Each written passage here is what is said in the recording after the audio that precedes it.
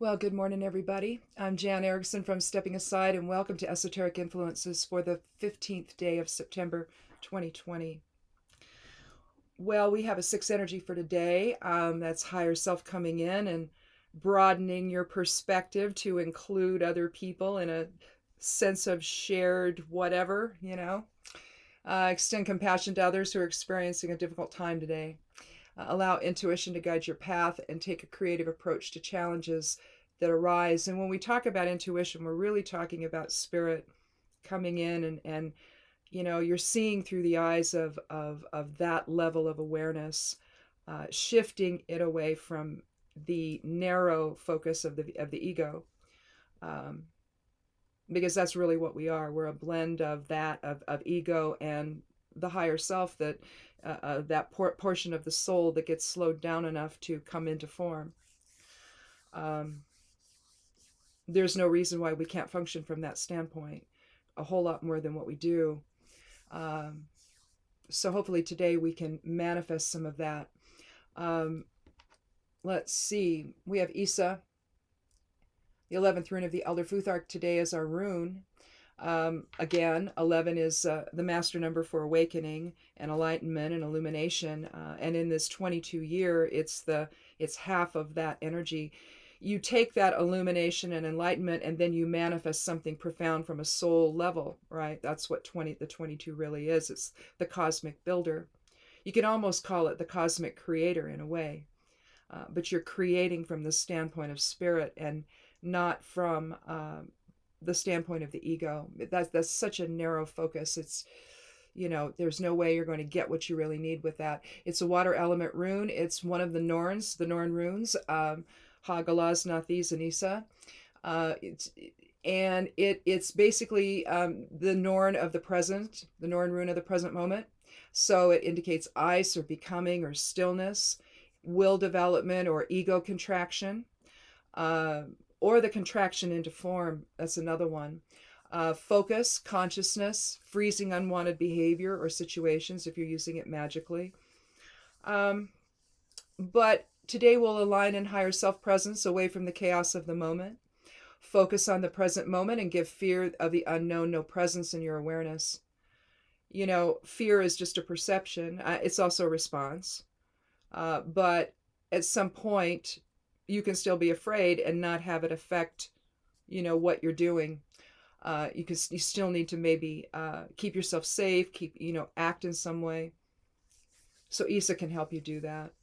Keep yourself aligned in higher self-presence and focused in the direction you need to be focused.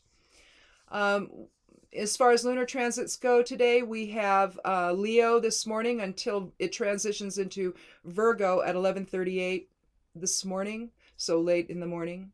A few hours from now, it's just 8:05 my time, so about 3.5 more hours. But you might feel the energy shifting during this time. So your energy shifts a bit from fun to a more practical sense today as the moon transitions into Virgo in late morning. Reassess where you are and take care of issues that are left over from the previous week. Consider how you express yourself to others today so that your message is clear. This is also referring to the moon semi-square Mercury, also moon trine Mars, particularly if feeling misunderstood by the women in your life, which is moon opposition Ceres. Again, I think that you get in this transitional energy, and Virgo's real meticulous and practical and focused and all of that. So instead of being lively and fun Leo, you're going to shift more in, which is more really of an other focus because you want to engage with other people. Virgo, not so much. My oldest son is a Virgo with Leo rising, and so he's got that dichotomy working there for him pretty well actually. He makes it work for him. So anyway, the active channels for the human design section of the reading today are still awareness and openness, and I think that's true for the rest of the week. Although you have the perseverance to handle a crisis, retreat if circumstances become overwhelming today. As you realize that to continue on will only result in failure, know that this isn't the end, however, but a moment where you can regroup and assess your path forward. That's that Virgo energy sort of coming back into some kind of focus to make sure everything is as it should be. Perhaps you're overcomplicating matters when a focus on direct, if not a simplistic approach, would foster a better outcome today. Remain positive while maintaining your principles and values, allowing them to guide your decisions today. Um, Again, I think that it could really reference the transition between Leo and Virgo here, but sometimes I think that especially on a Mars energy day, sometimes we sort of run headlong into disaster if we don't keep control of the impulse.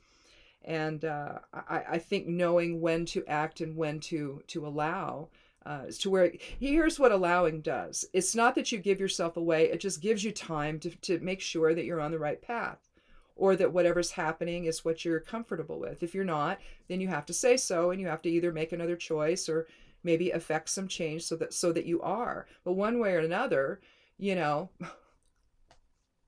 it's fine to retreat and to take stock and to reassess and make sure that things are as effective as they can possibly be.